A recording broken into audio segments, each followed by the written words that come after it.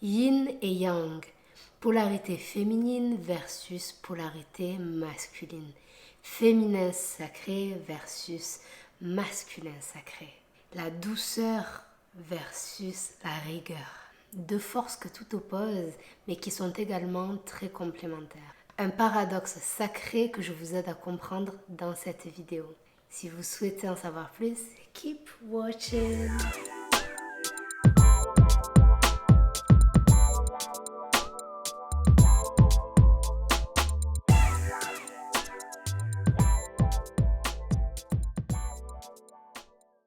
Hello everybody! J'espère que tout le monde va bien.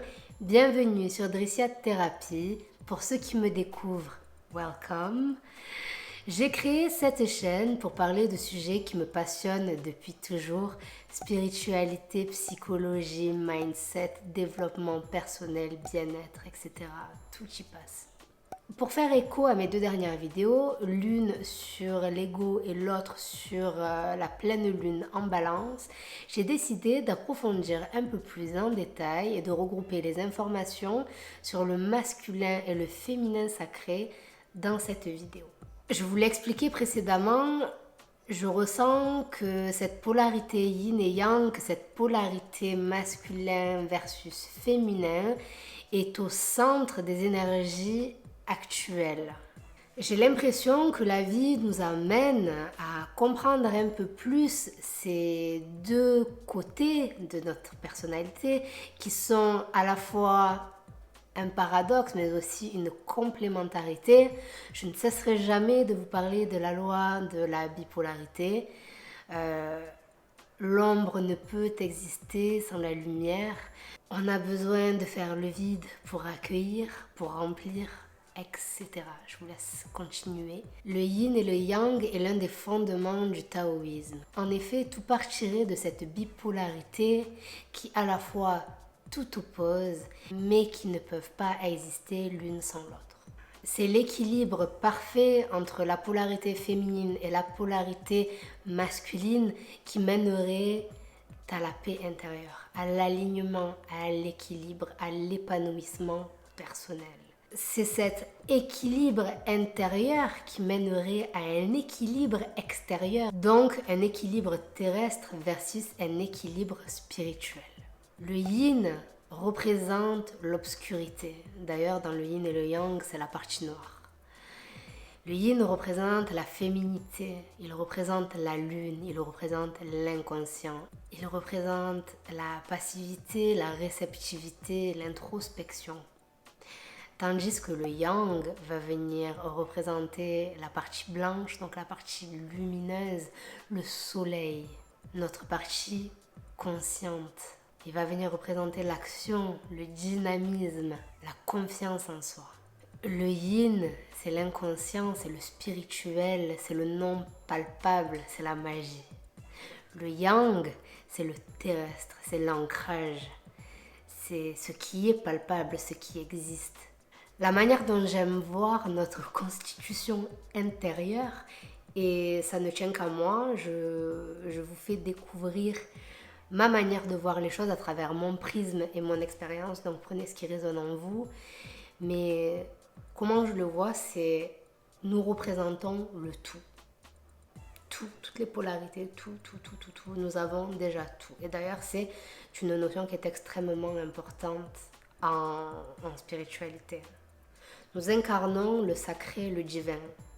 En plus, moi, je crois en Dieu, donc pour moi, nous sommes création de Dieu, donc nous incarnons le sacré et le divin d'autant plus. Et donc, nous représentons le tout. Mais nous, c'est qui? Pour moi, nous, c'est l'âme.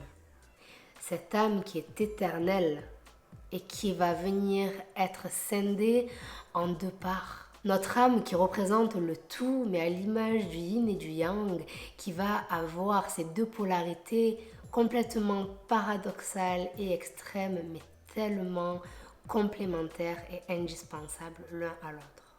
Je vous donne l'exemple de la conception d'un enfant. C'est la femme qui donne la vie, mais sans l'homme, la procréation d'un enfant ne peut se faire. Et sans la femme, l'homme ne peut enfanter. Donc ça prouve bien qu'ils ont besoin l'un de l'autre.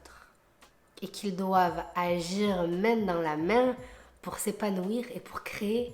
Notre âme est composée de deux polarités. Notre côté gauche va représenter la polarité yin, polarité féminin, aussi appelée féminin sacré. Pour moi, je l'associe à l'enfant intérieur.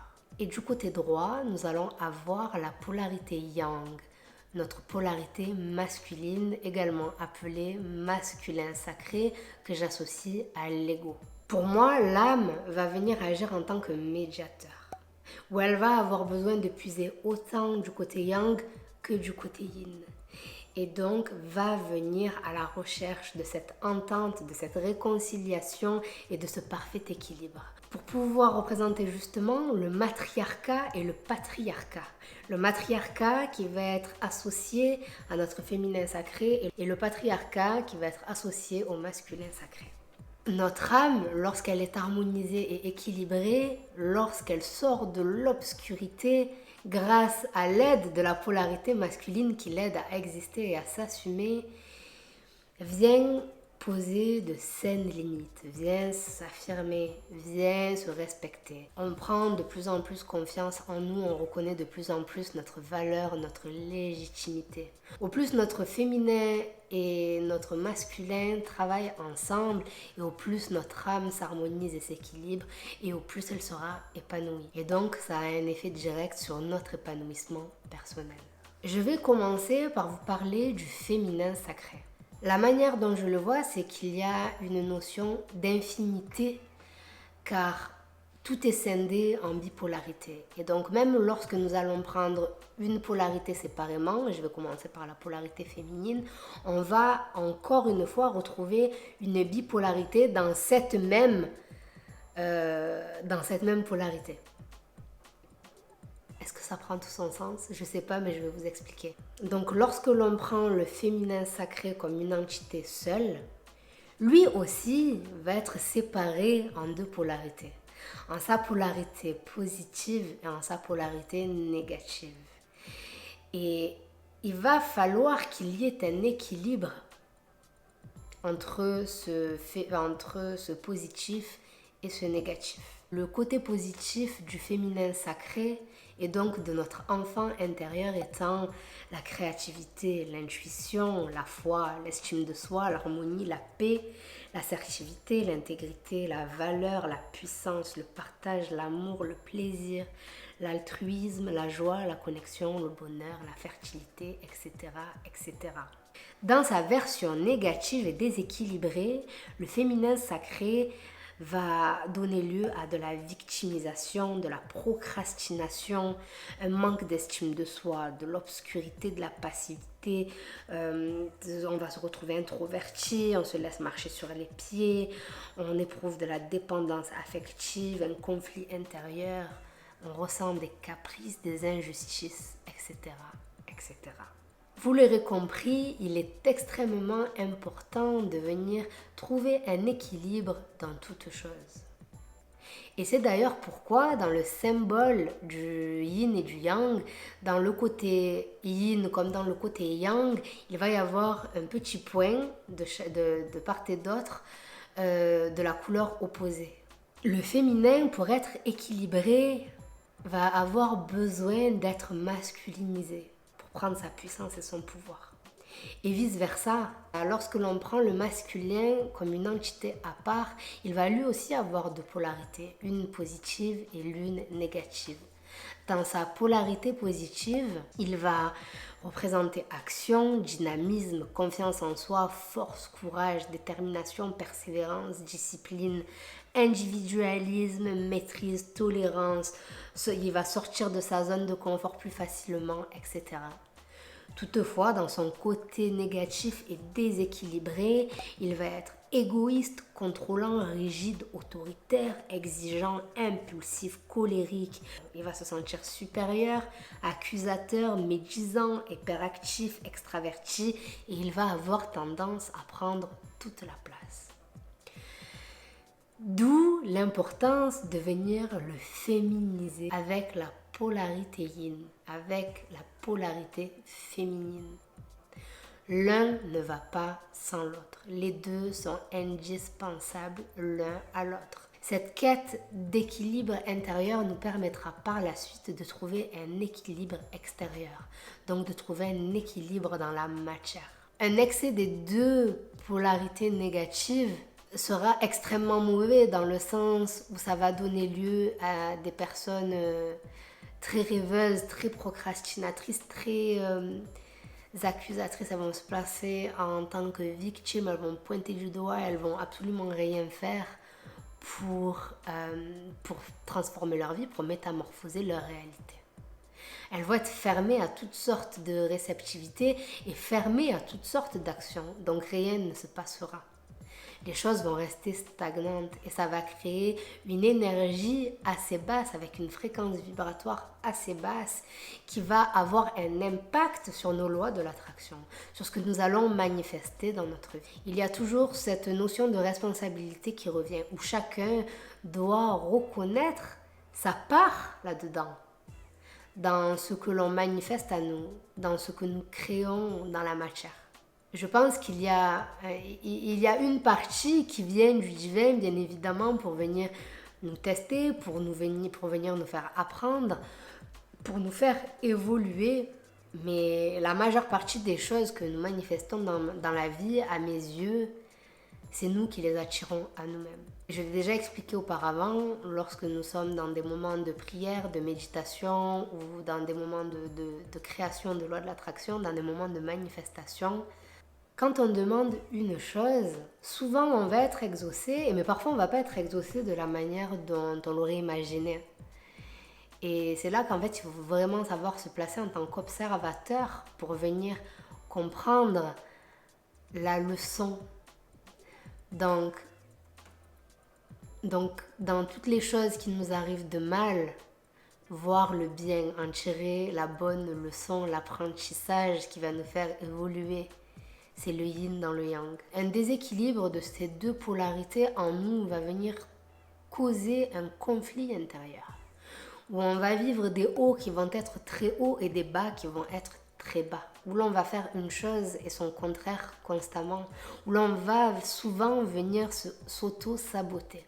Donc il va être très important d'être à l'écoute de notre corps. Le corps ne sait pas mentir. Être à l'écoute de notre corps mais aussi de notre intuition. Pour venir trouver cet équilibre. Le corps va venir représenter plus donc la polarité yang et l'intuition la polarité yin. Voyez ces deux polarités comme mari et femme ou comme frère et sœur parce que quand ils sont déséquilibrés, ils vont venir être en conflit constant, en chamaillerie constant et en auto-sabotage. On va venir saboter de part et d'autre les efforts de chacun car chaque partie ne va pas se sentir épanouie, entendue ou se sentir exister.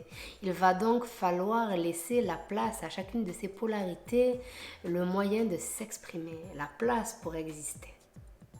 Il va falloir trouver un terrain d'entente et c'est là qu'il va falloir faire entrer votre bon sens, votre logique et le mental pour venir aménager du temps pour venir faire fonctionner ça. Et il va falloir savoir aussi parfois se faire violence pour pas tomber dans les caprices de l'énergie yin qui va vouloir rester dans un état de passivité ou pas rester uniquement dans les exigences du côté yang qui va venir se saigner au travail sans prendre de répit. Il va falloir trouver cet équilibre parfait entre les deux. Lorsque cette relation intérieure vient s'adoucir, s'harmoniser, s'équilibrer, lorsque nous voyons ces deux parts de nous se réconcilier, magic happen. Des miracles se produisent. Tout simplement parce qu'on va venir vibrer quelque chose de différent et la vie va prendre un sens différent. Il y a un proverbe que je dis souvent qui dit « Seul c'est bien, mais à deux c'est mieux ». Et à deux, en travaillant main dans la main, on va réussir à faire beaucoup plus de choses. C'est le propre du travail d'équipe, n'est-ce pas? Donc voyez-le comme ça, voyez-le comme une équipe qui doit fonctionner ensemble. Apprenez à apprivoiser ces parts de vous. Essayez de les comprendre comme deux entités à part entière. puis jouez le rôle de Cupidon et venez les faire se rencontrer, s'embrasser, se réconcilier. Et lorsque les deux se retrouvent et se réconcilient, on va arriver à cette paix intérieure qui va mener à une transformation de notre monde extérieur. Notre âme se sentira nourrie émotionnellement, notre âme se sentira plus légitime de représenter le tout.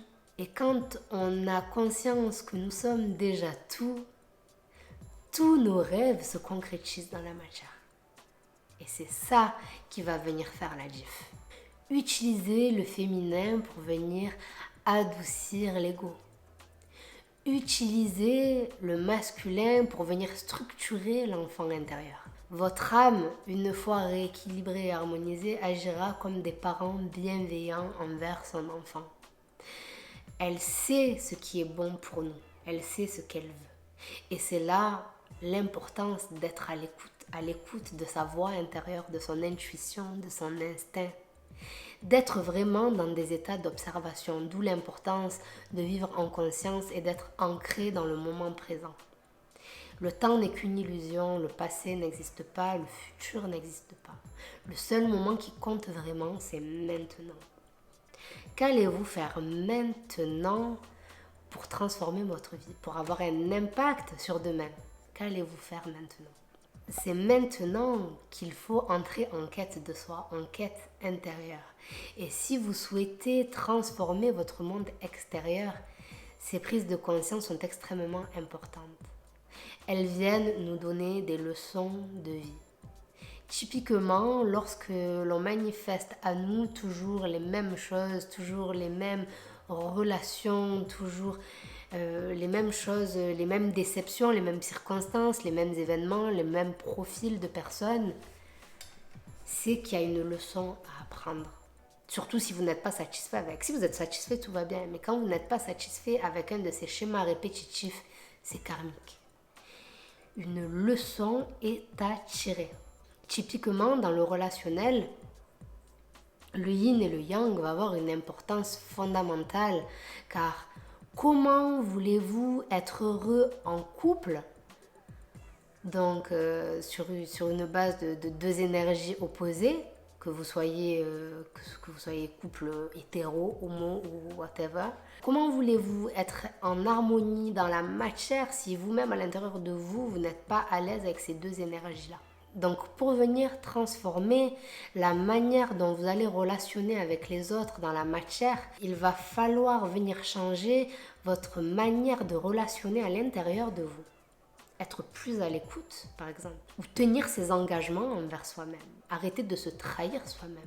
Arrêter de se faire subir des injustices. Arrêter de s'auto-saboter à soi-même. Tout ce que l'on aurait tendance à reprocher à quelqu'un dans la vie terrestre, ce sont en général un reflet par effet miroir des choses que nous nous faisons vivre à nous-mêmes. Des parts de nous que nous rejetons, nous nous voilons la face et nous nous mentons à nous-mêmes. Donc il va être extrêmement important de venir ouvrir les yeux sur la manière dont on relationne avec nous-mêmes. Comment on se parle, comment on se traite. Est-ce qu'on se valorise, est-ce qu'on se dévalorise? Est-ce qu'on se parle avec bienveillance ou est-ce qu'on est médisant envers soi-même? Est-ce qu'on tient ses engagements envers soi-même ou est-ce qu'on se trahit à soi-même? Et pour ce faire, il y a différentes techniques. La plus évidente que j'ai déjà mentionnée, c'est vraiment d'être ancré dans le moment présent. Comme je vous l'ai dit, le temps est une illusion. Et la deuxième est de vraiment venir se connecter à notre intériorité, à venir se découvrir, à venir comprendre nos mécanismes intérieurs. Comme je l'ai dit également tout à l'heure, de comprendre le mécanisme intérieur de notre ego versus de notre enfant intérieur. Comment se comporte-t-il concrètement? Quelle voie adopte-t-il? Comment imaginez-vous ces entités à l'intérieur de vous? Moi, je sais que typiquement, elles sont personnifiées à l'intérieur de moi. Après, j'ai eu beaucoup recours à l'hypnose, donc ça a peut-être aidé. Et c'est peut-être une autre piste pour vous également. Et ce qui me mène à mon troisième point, c'est de vraiment prendre des temps calmes, des temps de paix. Des temps que l'on s'accorde à soi-même pour faire le vide, pour observer ses pensées. C'est une illusion, je pense, de de ne pouvoir penser à rien. Je pense pas que ce soit possible. Je pense que même les personnes les plus sages, on a toujours des pensées qui viennent se mettre... il y a toujours des pensées qui viennent polluer notre paix intérieure. Mais à force de répétition, on va apprendre à observer ces pensées et à les laisser passer. À observer sans les juger justement pour venir comprendre nos mécanismes intérieurs. La méditation est extrêmement importante. Ce sont des moments de reconnexion à soi. Et la quatrième chose que je recommanderais, c'est vraiment de se connecter à la nature. De se connecter à des endroits à haute vibration, à haute fréquence. La nature, typiquement, nous permet de faire le plein d'énergie positive, de nous ancrer. Elle nous aide à trouver cette paix. Et là, pour le coup, c'est la paix extérieure et la beauté de la nature qui va venir impacter notre beauté intérieure, notre énergie intérieure, notre paix intérieure. Ne pas sous-estimer le pouvoir de la vie terrestre. Nous sommes des êtres spirituels venus expérimenter la vie sur Terre, la vie terrestre. Donc tous les plaisirs terrestres, le matériel est extrêmement important. C'est bien d'être spirituel, mais c'est un équilibre à trouver. Être trop déconnecté n'est pas bon non plus. Ça serait être trop dans le yin, justement.